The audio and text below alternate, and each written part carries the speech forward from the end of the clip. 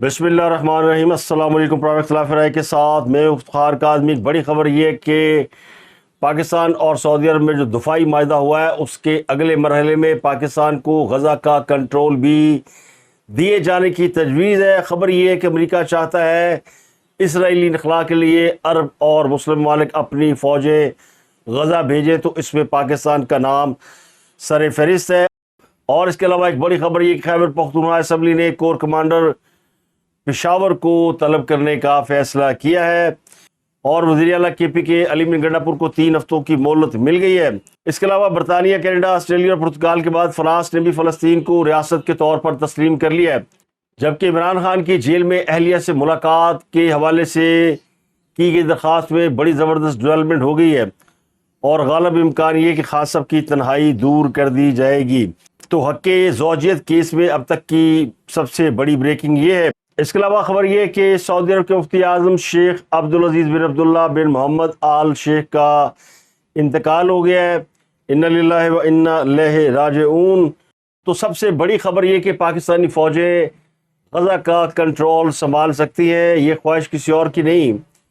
अमेरिकी सदर ट्रंप के करीबी ज़राए ये दावा कर रहे हैं कि ट्रंप चाहते हैं कि गज़ा में मुस्लिम मुल्कों की फ़ौजें कंट्रोल संभालें और गज़ा से इसराइल के इनखला के लिए मुस्लिम मुल्कों की फ़ौजें गज़ा में उतारी जाएं। इन ममालिक में सरफ़हरिस्त पाकिस्तान का नाम है, उसके बाद मिस्र और इंडोनेशिया की अफवाज को भी इसमें शामिल किया जा सकता है।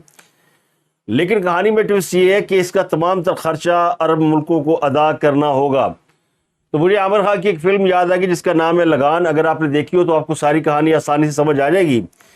ट्रंप ये कहता है कि गज़ा की तामीर नौ का खर्चा अरब मुल्क उठाएं। अरबों के पास बड़ी दौलत है, जिनके पास फ़ौज बड़ी है उनके पास माल नहीं है, जिनके पास माल है उनके पास फ़ौज नहीं है। तो मिस्र और पाकिस्तान और तुर्की ये वो ममालिक हैं और इंडोनेशिया जिनके पास बड़ी फ़ौजें हैं, लेकिन ये अरब मुल्कों के मामले में माली इस्तात में ज़रा कमज़ोर है। तो इसलिए जिनसे माल लिया जा सकता है उनसे माल, और जिनकी फ़ौज इस्तेमाल की जा सकती है उनकी फ़ौज।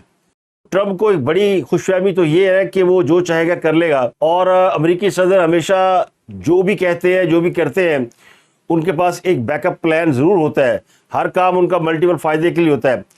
अगर वो गज़ा को कमर्शियल हब नहीं बना सके, जिसका वो बार बार इजहार कर रहे हैं कि इसराइल के साथ मिलकर वो गज़ा को एक कमर्शियल शहर बनाएंगे और वहाँ पे टूरिज़म और बाकी चीज़ें करेंगे जिसका बहुत बड़ा रेवेन्यू अमेरिका को और इसराइल को मिलेगा, लेकिन पूरी दुनिया में चूँकि इसकी मुखालफत हो गई है और लग रहा है कि ये मनसूबा कामयाब नहीं होगा, इसराइल गज़ा पर गासबाना कब्ज़ा नहीं कर सकेगा, तो इसका जो सेकंड ऑप्शन है वो ये है कि ठीक है फिर अरब मुल्क जो है वो लगान अदा करें। कहते हैं ना दुगना लगान देना पड़ेगा। तो ट्रंप साहब जो है वो अरब मुल्कों से लगान मांग रहे हैं। फ़लस्तीन फ़लस्तीनियों का हो जाएगा, इसमें हमास नहीं होगी, इसराइल के लिए कोई ख़तरा नहीं होगा और मुस्लिम मुल्कों की फ़ौज इसका कंट्रोल संभालेगी। अब चूँकि पाकिस्तान और सऊदी अरब में हाल ही में एक माहिदा हुआ है जिसके तहत पाकिस्तान मुकामात मुक़द्दसा की हिफाजत का ज़ामन है और दोनों मुल्क एक दूसरे के साथ दफ़ाई माहिदे के पाबंद हो गए हैं। एक मुल्क पर हमला होगा तो दूसरा ये तसव्वुर करेगा कि उस पर हमला हुआ है। तो ये इतना बड़ा माहिदा क्या अमेरिका की मर्ज़ी के बगैर हो गया है? क्या अरब मुल्क इतने बाख्तियार हो गए कि अमेरिका की मर्ज़ी के बगैर इतना बड़ा एग्रीमेंट कर लें? तो मेरा गुमान पहले भी ये था कि इसके पीछे कोई ना कोई ज़हन कार फरमा है। तो ये बात अब खुलकर सामने आ गई है कि पाकिस्तान और सऊदी अरब के माहिदे में अमेरिकी आशीर्वाद शामिल होगी। मेरे पास इंफॉर्मेशन नहीं है, लेकिन मैं अज्यूम कर सकता हूँ और अगले मरहले में पाकिस्तान को और भी जिम्मेदारियां दी जा सकती हैं। इसराइल को यकीनन इस बात पर एतराज़ होगा कि पाकिस्तान उनके नेबर में आके बैठ गया है और एक बड़ी ताकतवर फ़ौज या बहुत सी ताकतवर फ़ौजें जब आकर बैठ जाएंगी तो इसराइल के लिए तो ख़तरात ही ख़तरात है, तो वो इसकी भरपूर मुखालफत करेगा। तो ये भी बात ट्रंप के फ़ायदे में जाती है कि इसराइल को भी डराओ, उसके पास भी बड़े बड़े फाइनेंसर हैं, बहुत बड़े बड़े मालदार लोग हैं, यहूदियों के पास बड़ी दौलत है। तो ट्रंप ने मुझे लगता है यहूदियों की भी दौलत ऐंठने का प्लान बना रखा है और अरबों की दौलत भी उसी तरह ऐंठना चाहता है। तो दोनों तरफ से उसका फ़ायदा है, यानी मुस्लिम फ़ौजों से वो इसराइल को डरा रहा है और अरब मुल्कों को वो इसराइल से खौफजदा कर रहा है। तो मुझे ये ट्रंप की जो گیم ہے وہ لگتی ہے کہ بڑی خطرناک ہے۔ ظاہر ہے اسرائیل یہ ہونے نہیں دے گا کہ پاکستان اس کے بالکل نیبر میں آ کے بیٹھ جائے، تو وہ کچھ بھی کرنے کے لیے تیار ہوگا۔ اور دوسرے عرب ممالک بھی فلسطین کو چاہتے ہیں کہ انڈیپینڈنٹ ہو، فلسطینیوں کو ملنے، تو وہ بھی کوشش کریں گے، تو وہ بھی پیسہ خرچ کرنے کے لیے تیار ہوں گے۔ اب وائٹ ہاؤس کی جو پریس سیکرٹری کیرولین لیوٹ، اس کے مطابق ٹرمپ جو ہے وہ سعودی عرب، متحدہ عرب امارات، قطر، مصر، اردن، ترکیہ، انڈونیشیا اور پاکستان کے نمائندوں کے ساتھ آج اجلاس کر رہے ہیں۔ جب یہ پروگرام آپ کے پاس آئے گا یا آپ دیکھ رہے ہوں گے تو شاید یہ اجلاس ہو چکا ہوگا، اور اس میں وہ ایک منصوبہ پیش کریں گے جس میں یرغمالیوں کی رہائی، جنگ کے خاتمے، اسرائیلی انخلاء اور جنگ کے بعد کے نظام پر بات چیت ہوگی۔ تو یہ جو میں نے آپ کو سٹوری دی ہے، یہ جنگ کے بعد کی سٹوری ہے، اس میں حماس شامل نہیں ہوگی۔ یہ امریکی خبر سا ایجنسی رائٹر کی میں نے آپ کو خبر دی ہے کہ ٹرمپ صاحب مسلم ملکوں کی فوج چاہتے ہیں، تو مسلم ملکوں کی فوج میں پاکستان سے بڑی طاقتور فوج کسی کی نہیں ہے۔ تو اب دیکھتے ہیں کہ ٹرمپ اس تجویز پر عمل کرتے ہیں یا اسرائیل انہیں پہلے ہی راضی کر لیتا ہے کہ پائن جو کچھ لینا ہے میرے کو لے لو، اور میں تیار ہوں، میرے برابر میں پاکستان کو کم از کم نہ بٹھائیے گا، کیونکہ اسے پتہ ہے کہ پاکستان کے ساتھ اگر اس کا میچ پڑ گیا تو اسرائیل کی بینڈ ضرور بجے گی۔ اس میں ایک خطرے کی بات یہ ہے کہ اگر پاکستانی غزہ کا کنٹرول سنبھالتے ہیں اور سعودی عرب کی حفاظت پہ مامور ہوتے ہیں، تو پھر پاکستان کو اور پاکستان کے عوام کا کیا ہوگا؟ کیا میدان انڈیا کے لیے کھلا یا خالی نہیں چھوڑ دیا جائے گا؟ تو فکر ناٹ، اگر وہ ٹرمپ ہے تو یہاں پر حافظ جی ہیں جن کے پاس نیک نیتی بھی ہے اور ان کے پاس بھی آلٹرنیٹ پلان موجود ہیں۔ تو میرا خیال ہے پاکستان کو اگر آفر کی جائے گی تو پاکستان اسے ایکسیپٹ کرے گا۔ اگلی خبر وادی تیرا میں پیش آنے والے ایک افسوسناک واقعے کے حوالے سے اس پہ بڑا شدید رد عمل آ رہا ہے، اور ابھی تک یہ کنفرم نہیں ہو رہا کہ یہ فضائی حملہ تھا یا وہاں پہ جو دہشت گرد چھپے ہوئے تھے ان کی فیکٹری میں دھماکہ ہوا ہے۔ تو اسپیکر خیبر پختونخوا اسمبلی بابر سواتی نے وادی تیرا میں پیش آنے والے افسوسناک واقعے پر رد عمل دیتے ہوئے اعلان کیا ہے کہ کور کمانڈر 11 کور پشاور میں جو کور ہوتی ہے ان کے کور کمانڈر کو inspector general Khyber Pakhtunkhwa police کو اسمبلی کی بنائی ہوئی خصوصی کمیٹی کے سامنے طلب کیا جائے گا۔ 22 سپٹمبر 2025 کو یہ وادی تیرا کے علاقے ایکا خال میں واقعہ پیش آیا ہے، جس میں کالعدم ٹی ٹی پی کے 14 دہشت گرد، جسے ہم فطرت الخوارج کہتے ہیں، ان میں 2 کمانڈر بھی شامل تھے، یہ مارے گئے ہیں۔ یہ بات کنفرم ہو گئی ہے کہ دہشت گردوں نے عام آبادی کے اندر ایک اسلحہ ڈپو بنا رکھا تھا، ایک اسلحہ فیکٹری کھول رکھی تھی، اور اس کے آس پاس خواتین، بچے، فیملیاں رہتی تھیں تاکہ کسی کو شک نہ ہو یہاں پہ کوئی اس قسم کی ایکٹیویٹی ہو رہی ہے۔ تو اب وہاں فیکٹری میں بلاسٹ ہو گیا، وہ پھٹ گئی، اور وہ اتنے برے طریقے سے پھٹی کہ مسلسل دھماکے ہوتے رہے، اور اس کا شور اتنا تھا کہ وہاں کے مقامی لوگوں کا خیال یہ کہ یہ باقاعدہ ان کے اوپر بمبارڈمنٹ کی گئی ہے، کوئی جہاز آئے ہیں انہوں نے مارا ہے۔ اب سوال یہ کہ اگر جہاز بمباری کرتے تو صرف 2-4 گھر تباہ نہیں ہوتے، پھر وہ پورے کا پورا علاقہ جو ہے وہ اڑا دیا جاتا، کوئی بم غلطی سے کہیں اور بھی لگ سکتا ہے۔ تو یہ بہت ہی خوفناک واقعہ ہے۔ ابھی تک یہ واضح نہیں ہو سکا کہ دھماکوں کی اصل وجہ کیا تھی۔ مختلف بیانات آ رہے، پولیس نے انہیں دھماکے قرار دیا ہے۔ جو اپوزیشن کے لوگ ہیں، تحریک انصاف کے لوگ ہیں، جو افغان مائنڈ سیٹ کے لوگ ہیں، جو کالعدم ٹی ٹی پی کے قریبی لوگ ہیں، وہ سیکورٹی فورسز کی ذمہ داری اس کو قرار دے رہے ہیں۔ تو اب سوال یہ ہے کہ جس واقعے کو اب عالمی میڈیا نے بھی رپورٹ کیا ہے، اور عالمی خبر ساز ادارہ ہے ایسوسیٹڈ پریس، اے پی اور واشنگٹن پوسٹ، ان سمیت کئی بین الاقوامی نیوز ایجنسیوں نے خبر دی ہے اور تصدیق کی ہے کہ اس واقعے میں دراصل دہشت گرد اپنے ہی بنائے گئے بارودی مواد سے مرے ہیں۔ دوسری طرف سے فطرت الخوارج کی ایک پریس ریلیز بھی سامنے آئی جو خود اس بات کو اون کر رہے ہیں کہ وہاں ہمارے کئی ساتھی مارے گئے ہیں، کوئی ایک واقعہ ایسا ہوا ہے جس میں بارودی مواد پھٹ گیا ہے، وہ خود مان رہے ہیں۔ تو ایسوسیٹڈ پریس کہتا ہے کہ خیبر ضلع کے علاقے تیرا میں فطرت الخوارج کے کمپاؤنڈ میں دھماکے کے نتیجے میں کم از کم 14 دہشت گرد مارے گئے ہیں، 10 معصوم شہری بھی اپنی جانوں سے ہاتھ دھو بیٹھے ہیں۔ رپورٹ میں واضح کیا گیا کہ یہ واقعہ کسی فضائی کارروائی کے باعث نہیں بلکہ گھر کے اندر ذخیرہ کیے گئے بارودی مواد کے پھٹنے سے ہوا ہے۔ واشنگٹن پوسٹ نے یہ انکشاف کیا کہ دہشت گردوں نے ایک عام گھر کو بارودی مواد اور خود کش جیکٹس کے گودام میں بدل رکھا تھا۔ ابھی اتنی کلیئرٹی کے ساتھ بات سامنے آ رہی ہے کہ اس میں سیکورٹی ادارے انوالو نہیں ہے. دہشت گردوں نے جو پچھلے کئی مہینوں سے حکومت پاکستان کہہ رہی ہے کہ وہ عام آبادی کے اندر گھل مل کر رہتے ہیں، تو تفریق نہیں کی جا سکتی کہ وہ پاکستانی شہری ہیں، دہشت گرد ہیں. یہ اس کا منہ بولتا ایک ثبوت ہے. اور وہاں پہ لوگوں نے ان کو اپنے گھروں کے آس پاس جگہ دے رکھی ہے، اور یہ سیکورٹی فورسز کو بھی نہیں بتاتے کہ دہشت گردوں نے یہاں پہ کوئی گھر لے رکھا ہے یا فیکٹری بنا رکھی ہے، ان کی جانوں کو خدشہ یا خطرہ ہے. تو اسی خطرے سے روکنے کے لیے بار بار حکومت کہتی ہے کہ دہشت گردوں کو اپنے علاقوں میں پناہ نہ دیں. اگر پناہ دیں گے تو پھر اسی قسم کے واقعات ہوں گے، اور وہ فیکٹری پھٹ گئی. اب افغان، پی ٹی ایم، تحریک انتشار، یہ سب مل کے پروپیگنڈا کر رہے ہیں اور اسے سیکورٹی فورسز سے جوڑنے کی کوشش کر رہے ہیں. یہ ہے وہ 5th جنریشن وار، ذہنوں کو پراگندہ کرنا، انہیں غلط فیڈ کرنا. وہاں کے عوام کو یہ بتایا جا رہا ہے کہ جی جہاز آئے تھے اور انہوں نے اٹیک کیا. تو اگر پاکستانی فورسز نے یہ سب کیا ہوتا تو انہیں اون کرنے میں کوئی پرابلم نہیں ہے. پاکستانی فورسز کے پاس تو یہ رائٹ ہے آئین اور قانون کے تحت، وہ یہ کر سکتے ہیں. لیکن وہ اس بات کو ڈینائی کر رہے ہیں کہ پاکستانی فورسز نے کوئی کارروائی نہیں کی، اور پاکستانی فورسز آپریشن بھی کر رہی ہے ایسے علاقوں کے اندر، تو وہاں سے پہلے لوگوں کو نکالا جاتا ہے.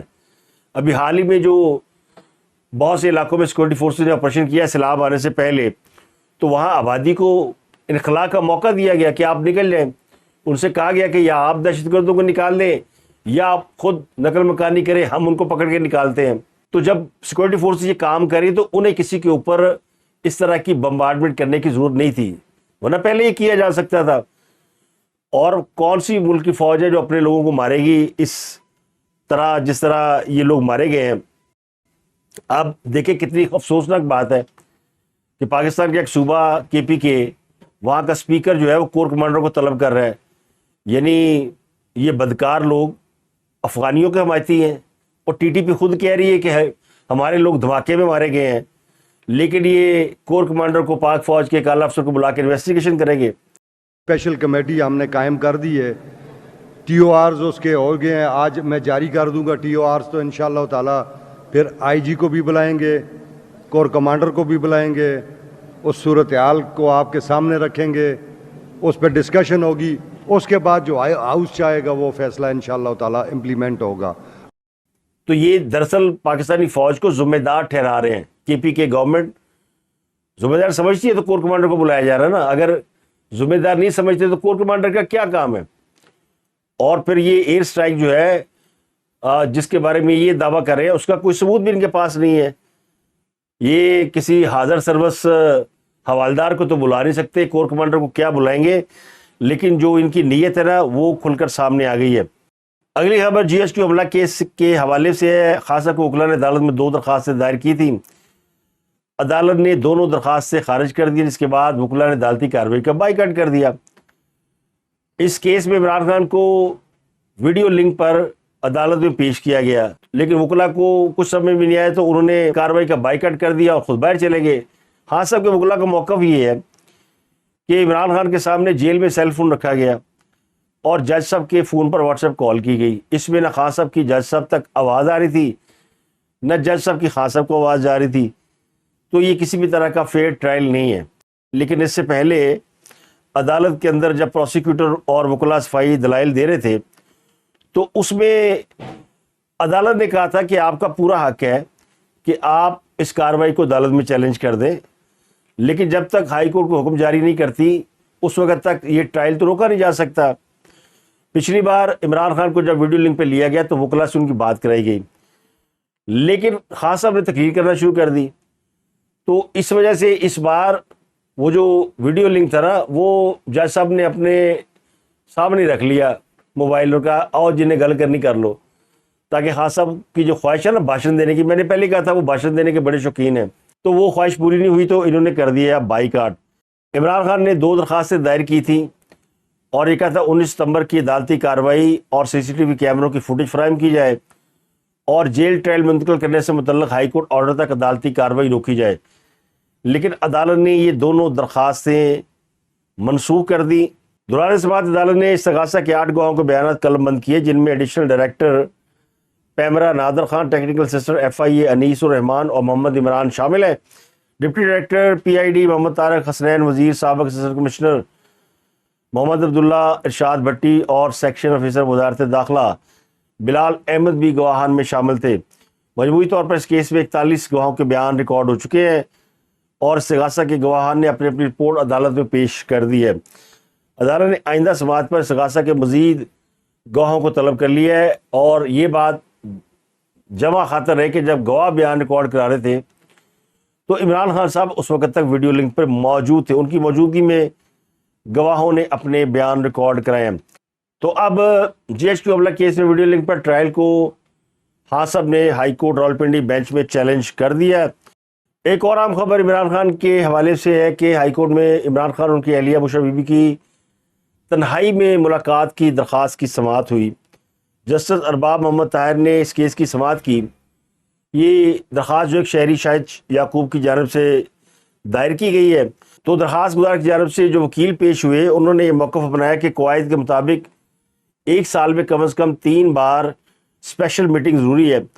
عدالت نے پوچھا کہ درخواست گزار کون ہے، بتایا گیا وہ بانی PTA کے فالوور ہیں۔ عدالت نے پھر پوچھا کہ کیا یہ تحریک انصاف کے کارکن ہیں، وکیل نے کہا نہیں جناب یہ صرف فالوور ہیں۔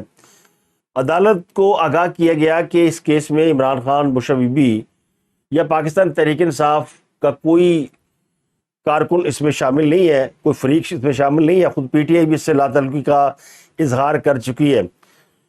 تو پھر عدالت نے اس پر فریقین کو نوٹس جاری کرتے ہوئے آئندہ ہفتے تک جواب مانگ لیا، لیکن جو ذرائع نے اس حوالے سے خبر دی ہے اور یہ میسج بھی آگے فارورڈ کر دیا گیا ہے کہ جیل قوانین کے تحت میاں بیوی ملاقات کے لیے جیل سپرنٹنڈنٹ کو براہ راست درخواست دے سکتے ہیں۔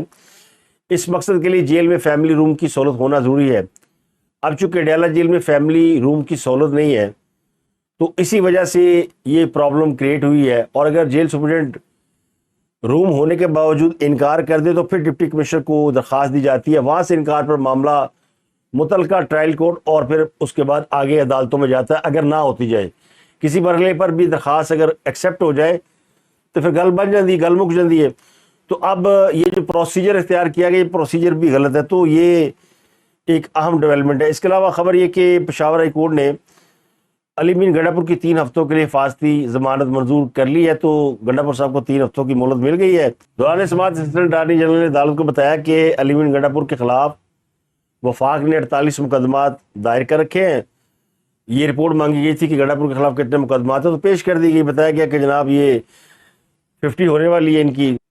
اٹارنی جنرل کا یہ وزیر اعلیٰ ان کی درخواست نپٹا دیں، تو اچھا نہیں لگتا کہ یہ بار بار آئیں۔ FIA کے پاس بھی 2 انکوائری ہیں۔ تو جسٹس صاحبزادہ اسد اللہ نے ریمارکس دی، کاش آپ یہ بات خلوص دل سے کرتے۔ یہ سرکاری وکیل کو جج صاحب نے کہا۔